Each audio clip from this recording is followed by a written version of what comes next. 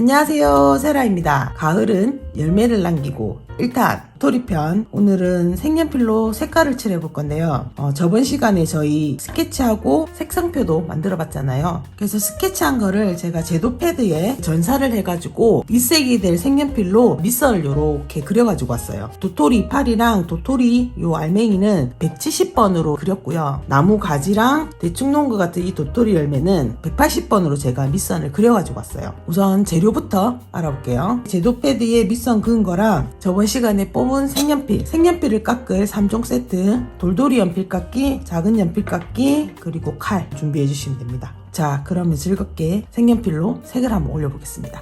시작해 볼게요.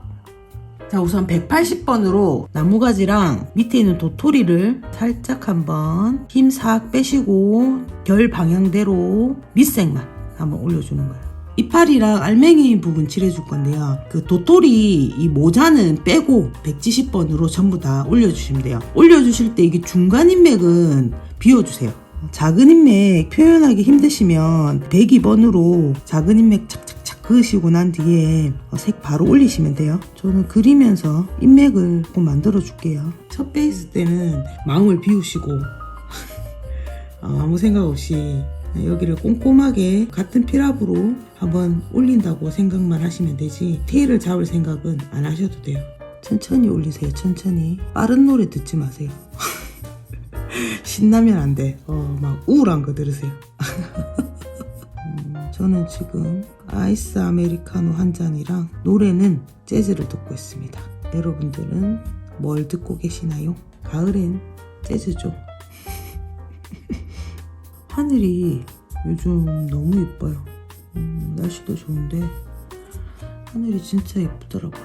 뒤쪽 이파리는 170번이 지나갔네 할 정도로 연하게 그냥 한번 올려주시면 돼요. 오늘 도토리 이거 너무 어렵지 않나요, 여러분? 기초반 하시는 분들한테는 너무 어려울 것 같아요. 색을 올리면서 느끼는 건데 난이도가 있네요.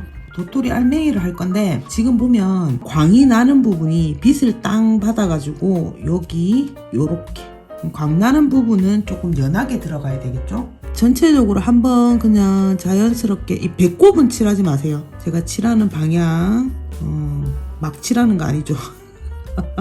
이렇게 칠하는 방향 잘 보시고 지금 여기 땅하고 빛이 반사되는 부분은 일단은 피해 줄 거예요. 피한 데서 여기를 요렇게 색칠을 오려서 하는 게 아니라 자연스럽게 끝부분을 요렇게 날리면서 그 부분만 살짝 피해서 일단은 색을 올려줄 거예요.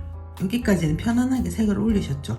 자, 그러면 이제 165번이랑 170번을 섞어가면서 조금 더 정확하게 형태를 잡아줄 건데 이때는 뒷모양이 보이는 172번이 들어갈 얼스 그린이 들어갈 부분은 색을 빼고 앞쪽만 섞어서 색을 올려줄 거예요. 너무 진하게 색을 올리시면 안 돼요. 왜냐면 3-4가지의 색을 더 올려야 되는데 색이 안 올라가요. 나중에 색이 안 올라가고 이제 보테니카를 조금 그려보신 분은 알 건데 반질반질하게 광택이 나면서 색을 막 뱉어내 얘네들이 있기 때문에 자기가 앞으로 올릴 색이 몇 가지 정도 남았나를 계속 체킹을 하셔야 돼요. 안 그러면 나중에는 그냥 위에서 색이 겉돌아요. 농도 조절을 하시면서 색을 올려주시는 거 잊지 마세요. 대부분 색이 섞였을 때 색깔을 잘 모르세요. 초보분들이. 베이스를 올리면서 이제 얘의 제일 기본이 되는 밑바닥 색깔을 끄집어내는 연습을 저랑 지금 계속 하시고 계시는 거거든요. 혼자 그리시게 되더라도 베이스 다음에는 어떤 색을 올려야 되고 색을 올리고 난 뒤에는 그냥 그 색으로 두는 게 아니라 그 다음 색이 뭘 올라갔을 때 이 색이 나온다. 요 정도는 이제 알고 가시게 될 거거든요. 계속 저랑 하시다 보면은 색감이랑 베이스 까는 거를 충분히 배우실 수 있으니까 그림 실력은 확실히 올라가실 거예요. 자, 이렇게 이파리의 제일 바닥색을 우리는 이제 끄집어낸 거예요. 이제 잎 뒷면을 칠해 볼 건데요. 172번 얼스그린 준비하시고 베이스색 170번도 같이 준비해 주세요. 가볍게 얼스그린을 한번 칠해 줄 거예요. 처음에는 이 선이 안 나와서 되게 힘드실 거예요. 필압이 일정하지 않으면 고운 선이 안 나와요. 연습을 조금 하셔야 돼요. 똑같이 그렸는데 나는 왜 지저분하게 그림이 나오지? 라고 생각이 드시는 분들은 필압 문제가 살짝 있을 수 있어요. 그거는 제일 기본이 되는 꽃잎 하나라든지 그다음에 이파리 하나 이런 거를 조금 연습을 해주시면 금방 좋아집니다.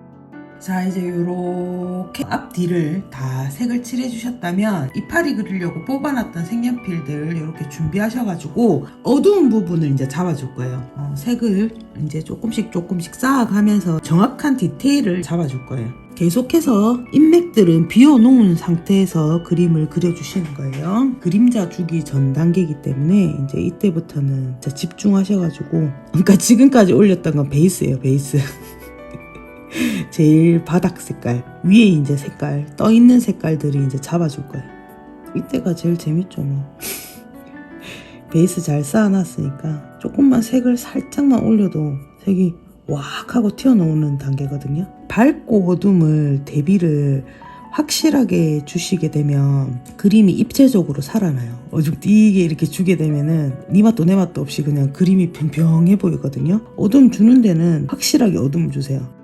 자, 이제 뒤쪽 이파리 하는 것 좀 보여드릴 건데요. 쿨그레이 232번이랑 172번, 올리브 그린 173번 이렇게 일단 준비를 해주세요. 이제 이거 두 번째 작업할 때는 밀도를 이제 채워주는 작업을 하는 거거든요. 그래서 꼼꼼하게 채워주시면서 이제 어둠을 이렇게 찾아가시면 돼요. 빛이 어디로 어떻게 떨어지나 이런 거를 잘 찾아주시는 게 포인트예요. 하늘하늘한 잎이 아니기 때문에 면을 잘 채워주셔야 돼요. 그래야지 들 그린 것 같이 안 보이거든요. 밀도를 채우실 때는 굳이 한 방향으로만 선을 쓰실 필요는 없어요. 처음에 베이스 넣을 때는 인맥이 흐르는 방향으로 이렇게 넣어주시고, 그 다음에 밀도를 채우실 때는 선을 여러 방향으로 쓰시게 되면은 한쪽 방향으로만 올렸을 때는 채워지지 않았던 면이 이렇게 채워지면서 공간이 꽉꽉 차게 되는 이런 효과를 보실 수가 있어요. 우리가 색 뽑은 갈색들이랑 181번 요거 준비하셔가지고 나무가지랑 보너스로 넣은 마른 도토리도 색을 같이 한번 넣어 보겠습니다. 붉은기가 살짝 보여서 저는 일단은 283번으로 모양을 조금 잡아주겠습니다. 그 되게 오래된 도토리 나무였나봐요. 자세히 보니까 나무에 이끼 같은 것도 껴있네요. 저 같은 경우는 이렇게 칠하면서 공간을 조금씩 남겨둬요, 여지를. 거기에 이제 무슨 색이 들어갈지를 생각을 조금씩 하면서 하는 편이거든요. 자, 이렇게 나무를 표현해 주시면 될 것 같아요. 자, 이제 밑에 도토리도 한번 해볼게요. 183번이랑 회색을 섞어가면서 색을 올려볼 건데요. 도리 같은 경우는 투명하지 않잖아요. 그래서 엄청 많이 올려주셔야 돼요. 관찰을 하시면서 색이 어떻게 변화가 있나를 잘 보셔야 되거든요. 점점점 색을 조금씩 짙어지는 부분에 갈색 계열로 색을 쌓아서 올라가 보도록 하겠습니다. 갈색 도토리 이렇게 마무리 해봤고요. 위쪽에 초록색 도토리 한번 해보도록 하겠습니다. 초록색 도토리도 일단 모자에 패턴부터 한번 그려보도록 할게요. 잘 보시고 어떻게 생겼나. 자, 이렇게 모자에 패턴을 넣고 나니까 형태가 완전히 잡혔네요. 도토리 밑에 부분 한번 색을 올려볼게요. 170번으로 차분하게 이쪽에 가장 빛나는 부분 일단 남겨두고 구 형태가 돌아가는 방향으로 천천히 올려주시면 돼요. 모자에서 열매가 시작되는 부분에 노란색이 들어가는데 거기에 183번으로 도토리 모자랑 이어지는 경계 부분을 자연스럽게 경계를 만들어 보도록 하겠습니다. 제일 빛나는 하이라이트는 빼주시고 이렇게 색을 올려주시면 될 것 같아요. 패턴을 살려가면서 그림자도 잡고 그다음에 개체와 개체를 떼내는 작업도 한번 해보겠습니다.